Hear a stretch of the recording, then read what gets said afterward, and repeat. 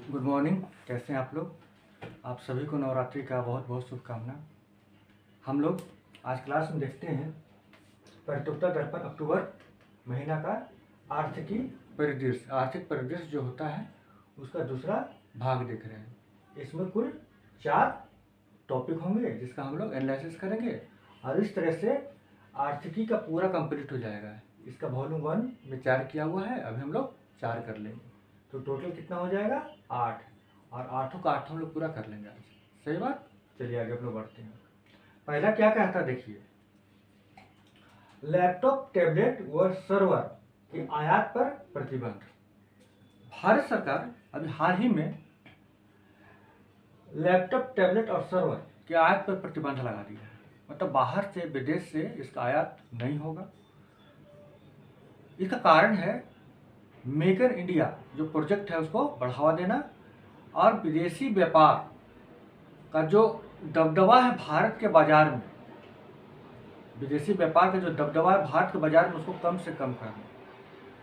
इसका सबसे प्रमुख कारण है कि जो चाइना है उसका प्रोडक्ट भारत के बाजार में इतना छा चुका है कि भारत का व्यापार, भारत का जो उत्पाद है उसका मूल्यांकन कम अब हो रहा है ना।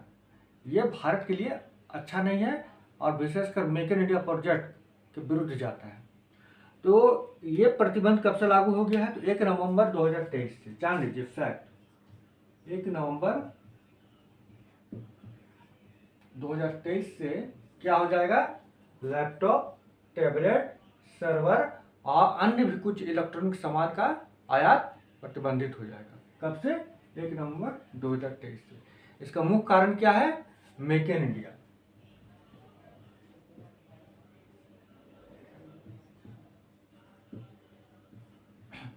इंडिया को बढ़ावा देना। कैसे बढ़ावा देना?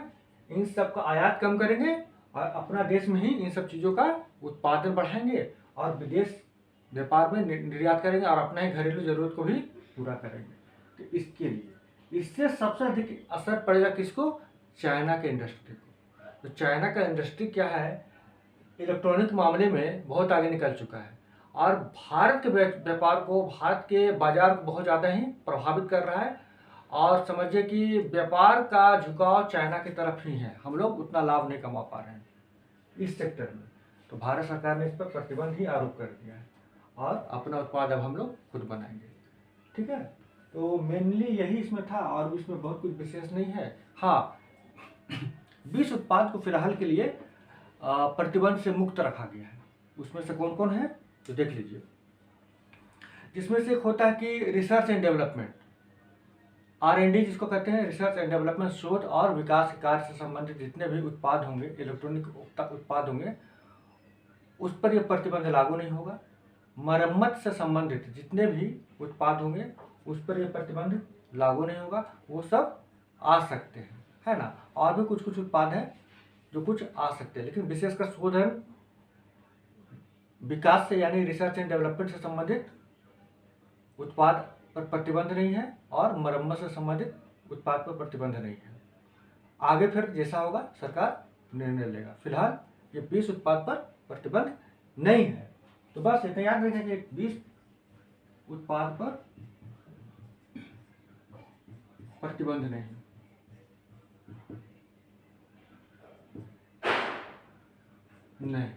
है ना। उसमें से विशेषकर कौन उत्पाद है? तो रिसर्च एंड डेवलपमेंट यानी R&D, इसको हिंदी में कह सकते हैं शोध और विकास। शोध और विकास से संबंधित क्या उत्पाद जो होगा, और दूसरा मरम्मत से संबंधित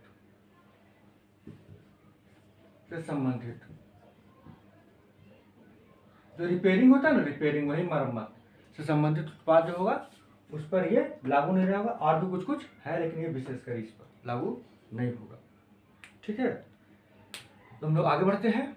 इसको नोट डाउन करना है तो कर लीजिए। 1 नवंबर 2023 से लागू मेक इन इंडिया प्रोजेक्ट के तहत इसको किया गया है। 20 उत्पाद पर प्रतिबंध फिलहाल लागू नहीं है, आगे जैसा होगा सरकार निर्णय लेगा। ठीक है, आगे हम लोग बढ़ते हैं। देखिए इसी तरह से हम लोग आसानी से सरल भाषा में बातों को समझ जाना है। दूसरा क्या है कि जुलाई 2023 में खुदरा मुद्रास्फीति विगत 15 माह के सर्वोच्च स्तर पर। क्या है खुदरा मुद्रास्फीति? सबसे पहले तो हमें यह समझना है खुदरा मुद्रास्फीति होता क्या है ना, वो समझ लेते हैं हम लोग। खुदरा मुद्रास्फीति, खुदरा मतलब समझते हैं रिटेल होता है, जो हम लोग दुकान वकान जाते हैं, आसपास के दुकान जाते हैं, 1 किलो चना ले आए, 1 किलो चावल ले आए, 1 किलो दाल ले आए, और उसको ला कर क्या करते हैं, उपभोग करते हैं, घर में उपयोग करते हैं, खा पी लेते हैं, उसको उपभोग उसका करते हैं। तो वो कहाँ से लाते हैं, हम लोग खुदरा दुकान से लाते हैं, है ना। तो खुदरा तो समझ गए कि रिटेल। मुद्रास्फीति का मतलब तो जानते ही क्या होता है, महंगाई। ठीक है, महंगाई मुद्रास्फीति का मतलब। देखिए समझिए इसमें क्या होता है। जब कुछ चयनित वस्तुओं का, कुछ चयनित वस्तु, मान लो कुछ कोई भी वस्तु चयनित होगा, चयनित कुछ चयनित वस्तुओं का मुद्रा के मूल्य में, चयनित वस्तुओं का मुद्रा के मूल्य में, यानी इसका भाव में, उसका दाम में, भाव बोल दीजिए, भाव में या दाम में या मूल्य में, जो आपको बोलना है वो बोलिए। मूल्य में, चयनित वस्तुओं का भाव, दाम, मूल्य में परिवर्तन का मापन जब उपभोक्ता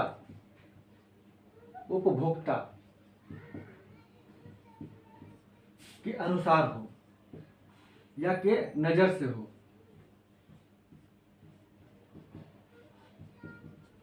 देखिए चयनित वस्तुओं, कुछ चयनित वस्तु होगा, उसका मूल्य में क्या परिवर्तन हुआ, उस परिवर्तन जो उपभोक्ता की नजर में हो, जो उपभोक्ता देख रहा है कि वस्तु का मूल्य में परिवर्तन कम हो रहा है कि ज्यादा हो रहा है, उपभोक्ता डिसाइड कर रहा है। तो जितना कम ज्यादा हो रहा है उसी का मूल्यांकन करना है। बात को समझिए। जैसे मान लीजिए आप एक दुकान जाते हैं, है ना, आप दुकान गए, आप हैं ये, आप गए दुकान लेने के लिए, 1 किलो चावल लेने के लिए, 1 केजी चावल लिए आप, 100 रुपया के लिए मान लीजिए, है ना। अगले साल जाते हैं, सेम दुकान जाते हैं, और वही 1 केजी चावल आपको कितना मिलता है, 110 रुपया में। 1 केजी चावल कितना, 110 रुपया मिलता है। तो उपभोक्ता आप हैं, आप तो उपभोक्ता है, चावल लाए थे बेचने के लिए तो नहीं लाए थे, उसको उपभोग करने के लिए लाए थे, तो आप उपभोक्ता हो गए। तो उपभोक्ता की नजर से हमको देखना है कि महंगाई में कितना कम ज्यादा हो रहा है। तो उपभोक्ता इस साल गया था तो कितना हुआ, तो पिछले साल गया था तो 100 रुपया था, इस साल खरीदा 110 रुपया में, यानी 10 रुपया का क्या हो रहा है, महंगाई बढ़ गया, महंगा हो गया, यानी 10 रुपया मुद्रास्फीति जो हुआ है, मुद्रास्फीति जो हुआ है वो क्या है, खुदरा मुद्रास्फीति कहलाएगा। क्योंकि ये क्या होता है, उपभोक्ता की नजर से होता है, उपभोक्ता की नजर से होता है, उपभोक्ता, क्योंकि उपभोक्ता ही खुदरा मूल्य खरीदता है। बेचने वाला जिसको बिजनेस करना है वो ना थोक में खरीद के लाता है, खरीदने वाला तो रिटेल ही लाएगा, रिटेल ही लाएगा, है ना।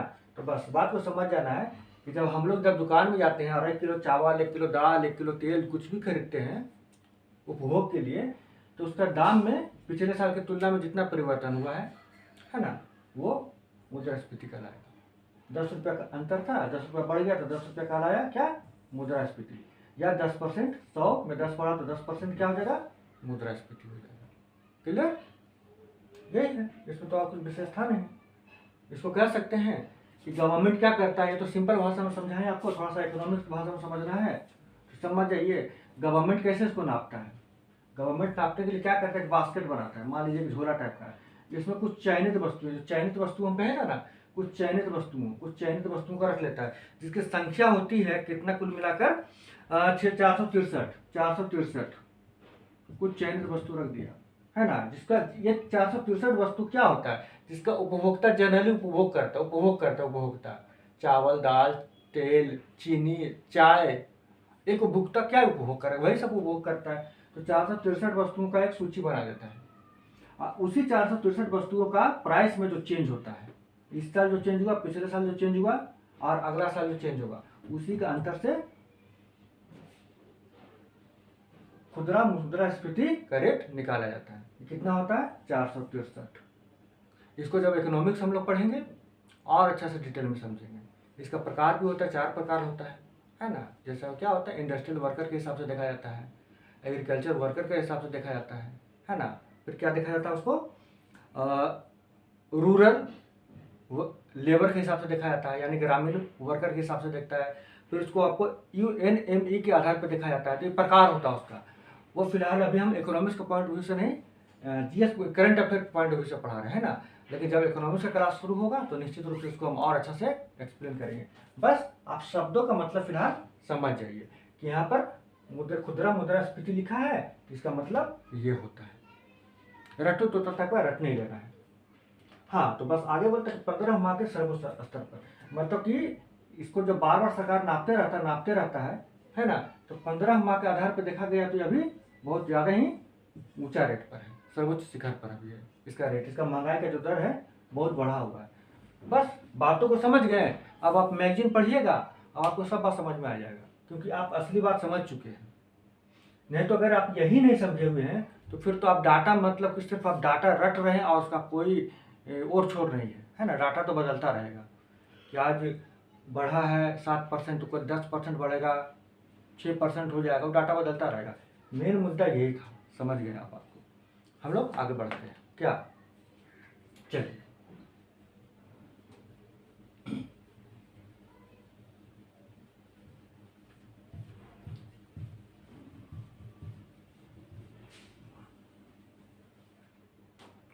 देखिए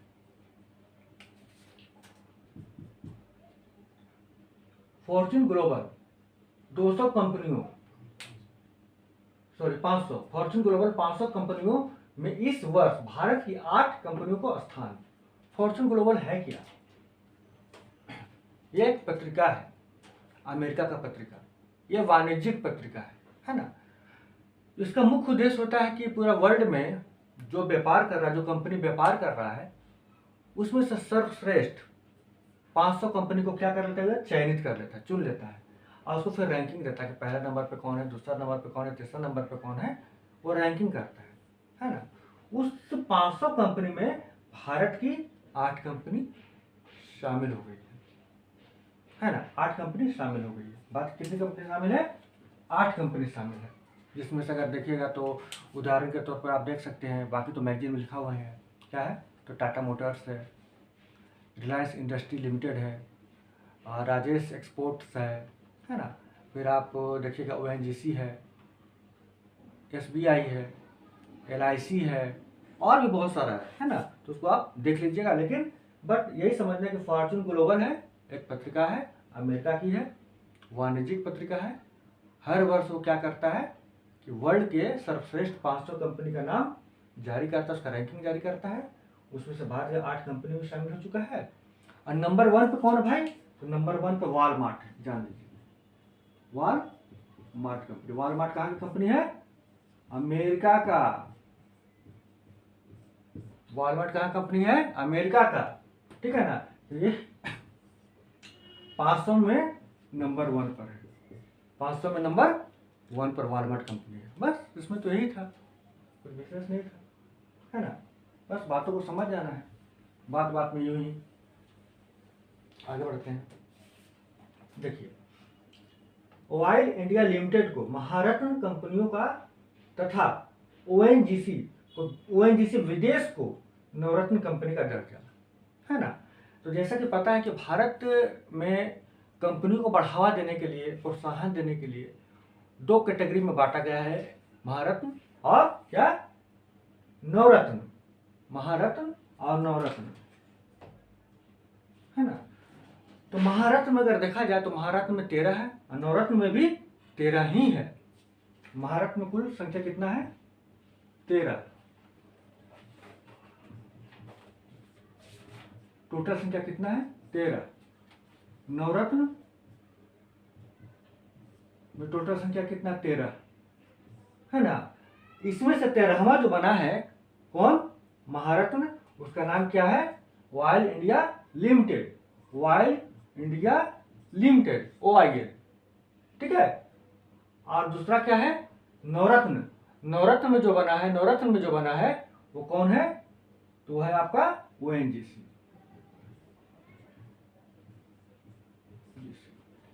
ये बना है, टोटल संख्या 13 है, याद रखिएगा। अभी हाल में OIL बना है और दूसरा कौन बना है? ONGC। बस इतना ही तो था और कुछ नहीं विशेष। आई होप आप लोग अच्छा सा समझे होंगे, है ना।